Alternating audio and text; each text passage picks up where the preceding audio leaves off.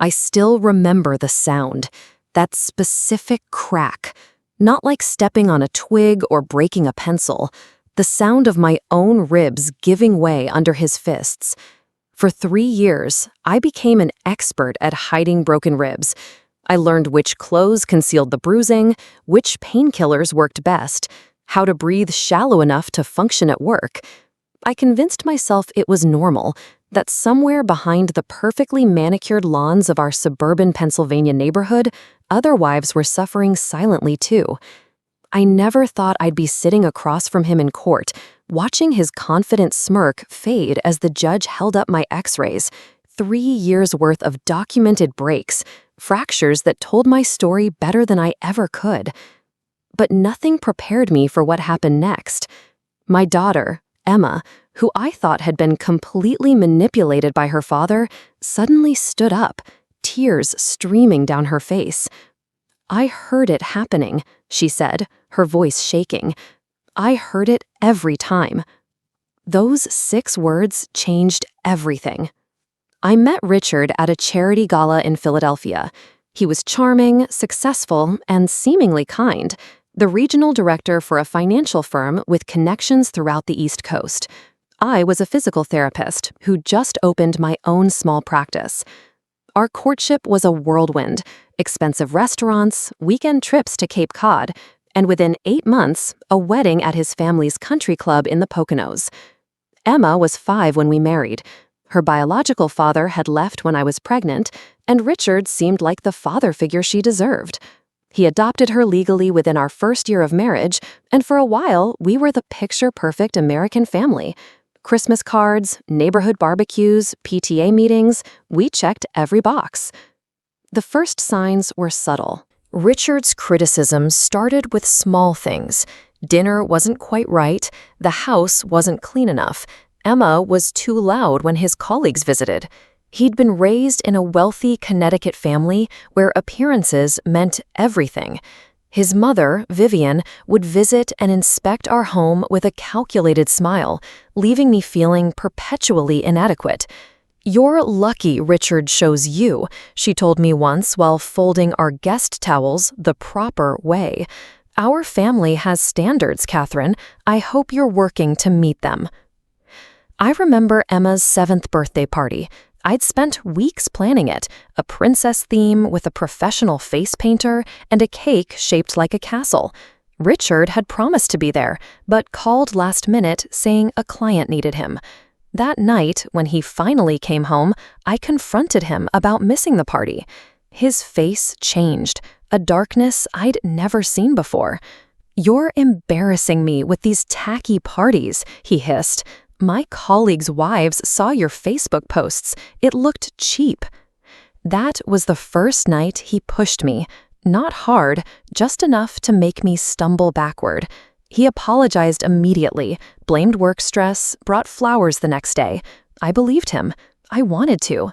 The first broken rib came 6 months later, after I questioned a late-night text from his female assistant. He didn't punch me. That would have left visible bruises. Instead, he developed a technique. He'd embrace me from behind, as if in affection, then suddenly tighten his arms with crushing force, focused on my ribcage. The pain was excruciating, but the breaks were clean and the bruising mostly hidden. "Who would believe you anyway?" he would say afterward, his voice eerily calm. "I'm Richard Whitman. I fund half the police department's charity events." He was right. In our affluent Pennsylvania suburb, Richard was respected, a community leader, a generous donor to local causes. I was just the wife who smiled beside him at fundraisers. And Emma? He became increasingly controlling of her, too, but in a different way. He showered her with gifts, took her to father-daughter dances, helped with her homework. He was creating his ally, and it was working. The grand gesture came on our 5th anniversary. Richard announced to everyone at his firm's holiday party that he was taking me to Paris, a second honeymoon. Everyone applauded, congratulated us, told me how lucky I was. What they didn't know was that he'd broken my ribs just 2 days before.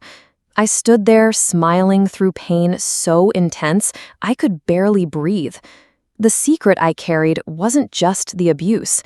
It was the evidence I'd been gathering. After the second broken rib, I'd started seeing a doctor in a different county, paying cash, using my maiden name. Dr. Ramirez documented everything, kept files of my x-rays, photographs of bruises. She begged me to leave, to report him. But Richard's threats were explicit. If I left, he'd use his money and connections to take Emma from me. And I believed him. Last Thanksgiving should have been like any other, a performance of family harmony at our colonial-style home in Bucks County. Richard insisted we host both our families, his parents from Connecticut, my sister from Ohio, and various cousins and friends, 20 people in total. For weeks, I prepared. The menu had to be perfect. Heritage turkey, his mother's cranberry recipe, Emma's favorite sweet potato casserole. Every detail scrutinized, every surface polished. The night before, Richard inspected the house. He ran his finger along the dining room hutch, checking for dust. "Catherine, these water spots on the crystal are unacceptable," he said, his voice carrying that dangerous calm. "My mother will notice." "I'll rewash them," I said quickly, already calculating how long it would take, whether I could still finish the place cards and prep the stuffing before midnight. Emma, now 12, watched from the staircase, her eyes darting between us. She'd grown observant, quiet, a child who read rooms better than books. She slipped away to her bedroom when Richard approached me. She'd learned when to disappear. Thanksgiving morning arrived with Richard's parents' punctual appearance at exactly noon. Vivian handed me a pie with instructions to warm it properly and immediately began rearranging my carefully set table. "The Waterford should be on the right, Catherine," she corrected. "After all these years, one would think you'd know proper placement." Richard watched with a slight smile, never defending me. My sister Jane arrived with her husband an hour later. Jane knew something was wrong in my marriage. She'd asked careful questions over the years, noticed my winces when hugged too tightly, how I always changed clothes in the bathroom during family vacations. But I denied everything. The tension built steadily throughout the afternoon. Richard drank scotch with his father while critiquing everything from my turkey, slightly overdone, to my conversation. "Do you have to mention your clinic so much?" Each criticism delivered with a smile for our guests, a hand on my shoulder that looked affectionate but pressed precisely where my most recent fracture was healing. During dinner, Emma dropped a crystal glass. The shatter silenced the table. "I'm so sorry," she whispered, eyes immediately finding her father's. Richard's face remained pleasant. "Accidents happen, sweetheart," he said warmly. "Catherine will clean it up." But I saw his jaw tighten, the slight flare of his nostrils, signs I'd learned to fear. After dinner, as guests moved to the living room for coffee, Richard cornered me in the pantry. "That glass was my grandmother's," he whispered, his breath hot against my ear. "You should have put them away. You know Emma is clumsy."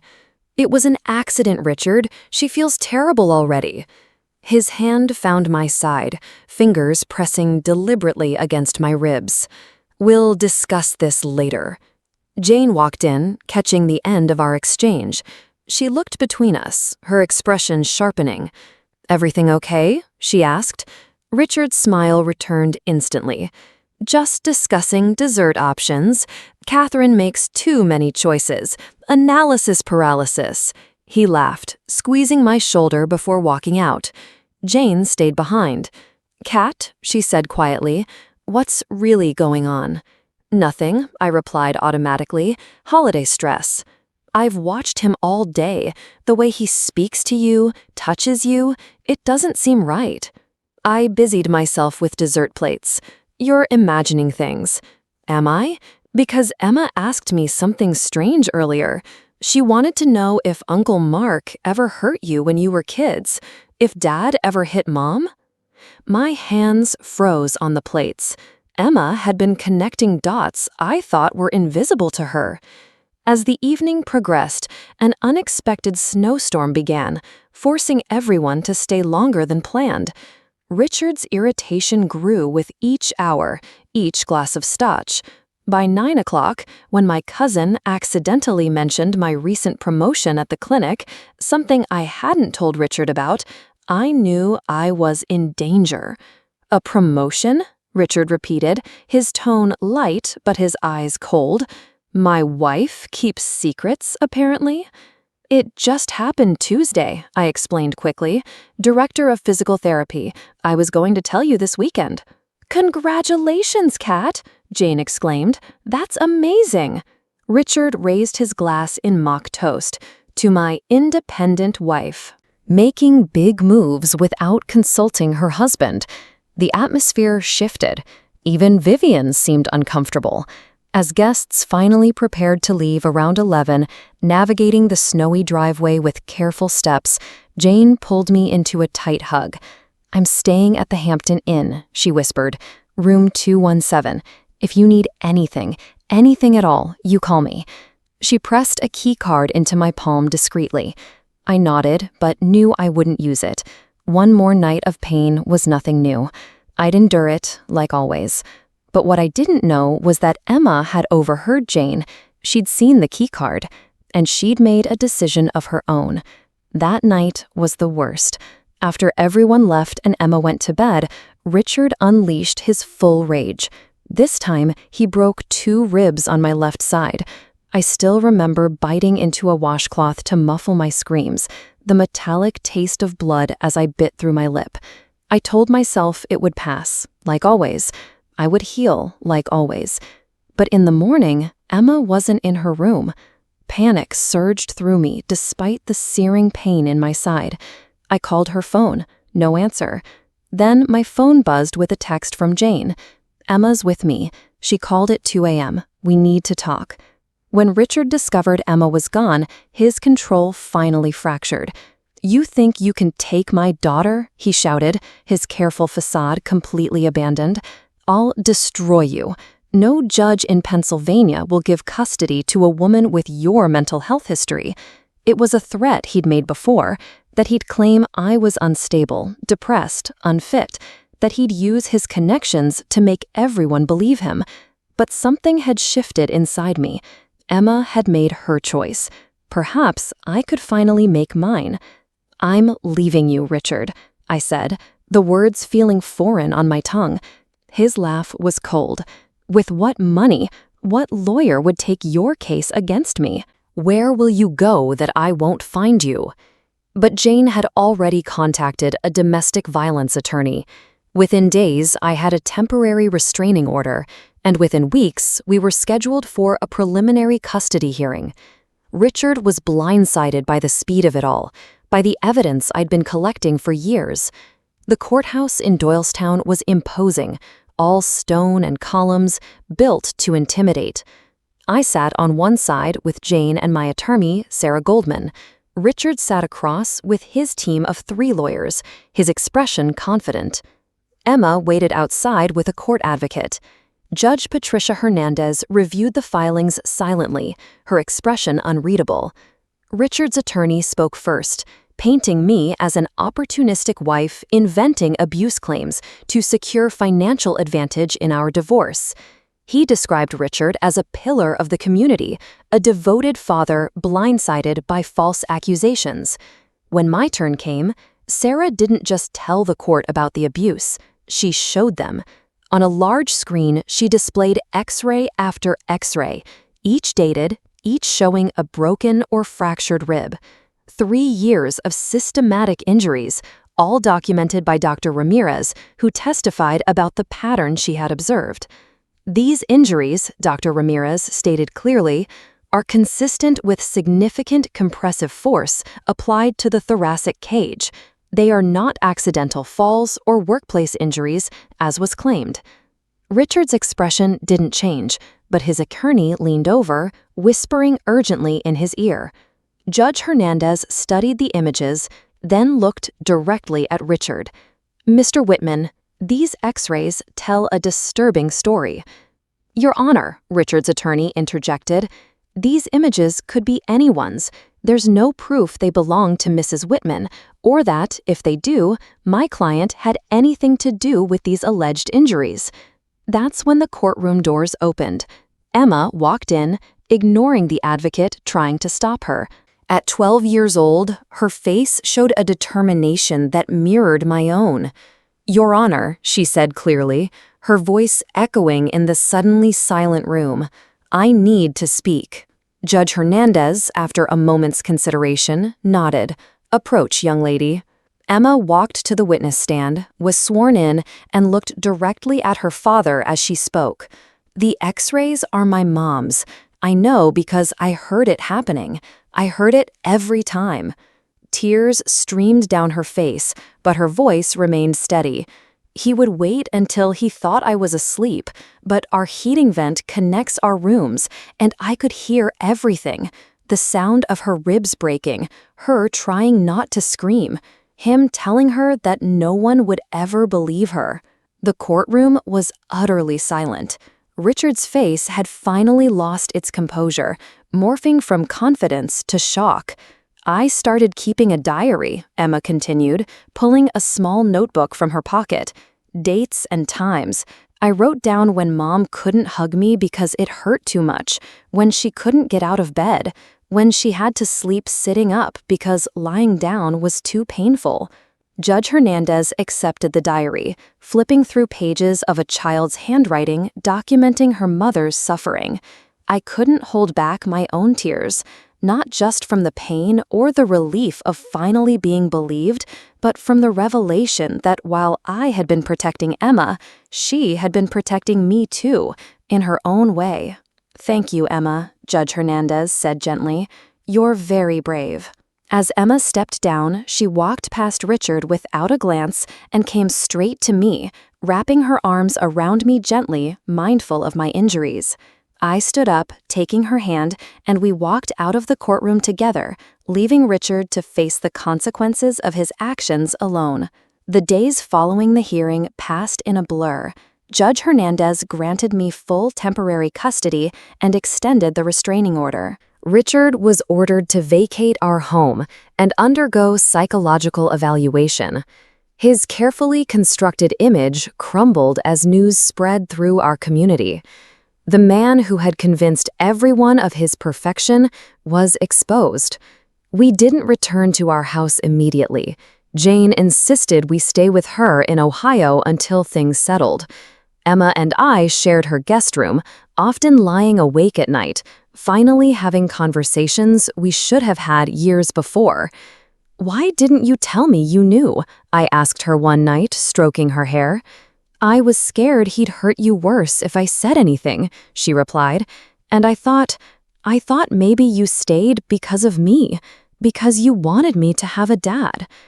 The realization that my daughter had carried this burden, that she had believed my suffering was somehow for her benefit, broke my heart in ways Richard never could. "I stayed because I was afraid," I admitted, "not just of him, but of not being believed, of losing you." "I would have always chosen you, Mom," she said simply. Back in Pennsylvania, the legal machinery ground forward. Richard's attorney proposed a settlement, generous financial terms in exchange for my silence. Sarah Goldman brought me the offer. "He's afraid of criminal charges," she explained, "and of this becoming public record. His reputation means everything to him." I thought about it for exactly 1 minute before declining. No amount of money is worth letting him think he can buy my silence. I won't let him do to someone else what he did to me. What I didn't expect was the phone call from Vivian. Richard's mother asked to meet at a cafe in Doylestown. Against Sarah's advice, I agreed, bringing Jane with me for support. Vivian looked older, diminished somehow. She sat stiffly across from me, her perfect posture intact, but her customary superiority absent. "I need to know if it's true," she said without preamble. "All of it." I simply nodded. She closed her eyes briefly. "I should have seen it. The signs were there." "You chose not to see them. Jane countered, her protective instinct flaring. Yes, Vivian admitted, surprising us both, just as I chose not to see when it was happening to me. The revelation stunned me. Vivian, perfect, critical Vivian, had been a victim too. Richard's father, now suffering from dementia in an assisted living facility, had been her abuser. It was a different time, she said quietly. No one talked about these things. No shelters, no hotlines. I convinced myself it was normal, that all marriages had their difficulties. And when you saw the signs with Richard, with me, I asked, I told myself he wasn't like his father, that you were exaggerating, that it was a woman's duty to... She trailed off, looking down at her immaculate manicure. I was wrong, deeply wrong. That conversation changed something fundamental in my healing journey. Understanding the generational cycle didn't excuse Richard's behavior, but it helped me see the broader context of the abuse. Vivian was both perpetrator and victim, enabling her son while being trapped in her own trauma. The criminal investigation revealed more than I expected. Richard had previous complaints, 2 ex-girlfriends who had filed reports years ago but dropped them under pressure.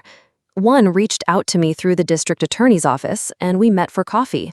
Jessica had dated Richard in college, and her story mirrored mine in chilling ways.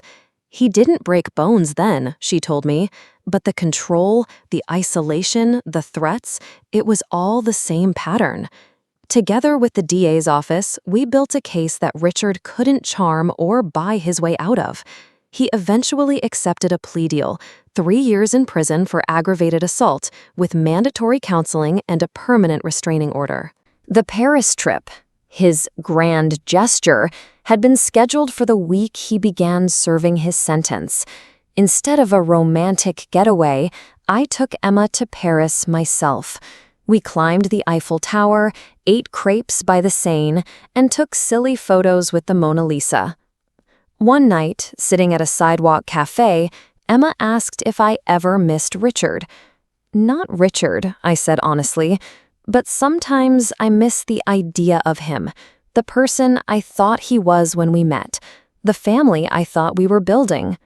We're still a family, Emma said, just a better one now. 6 months after the hearing, I was approached by the director of our local domestic violence shelter.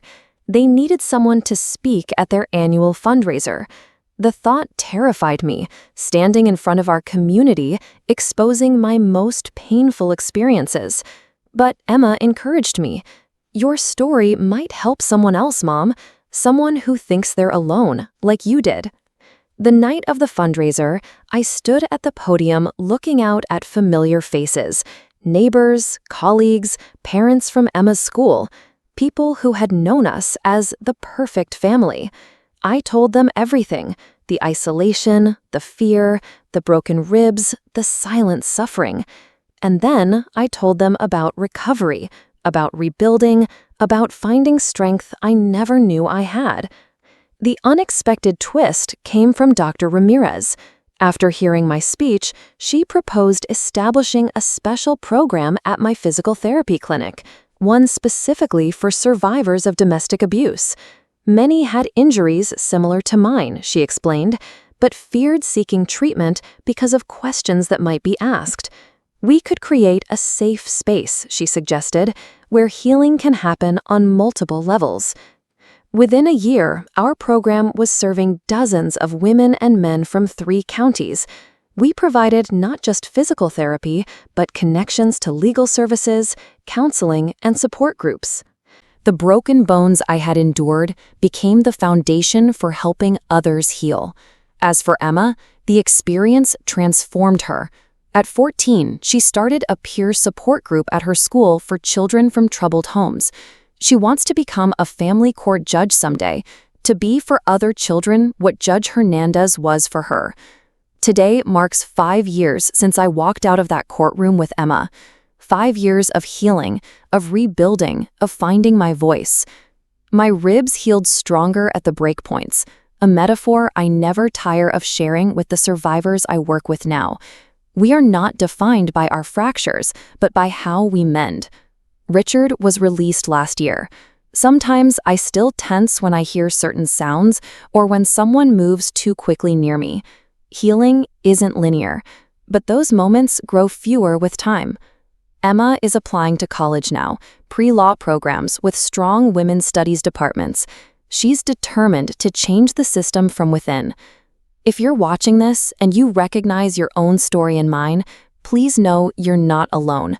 The hardest step is the first one, reaching out, telling someone, believing you deserve better. I kept my secret for 3 years, but you don't have to. There are people who will believe you, who will help you, who will stand beside you. For those watching who suspect someone you know might be suffering silently, pay attention to the signs I missed others seeing. Be the person they can trust with their truth. Sometimes one conversation can save a life. If this story resonated with you, please subscribe to hear more survivor stories. Share this video if you think it might reach someone who needs to hear it. Behind every perfect family photo, every smiling social media post, there may be someone silently screaming for help. Let's be a community that listens.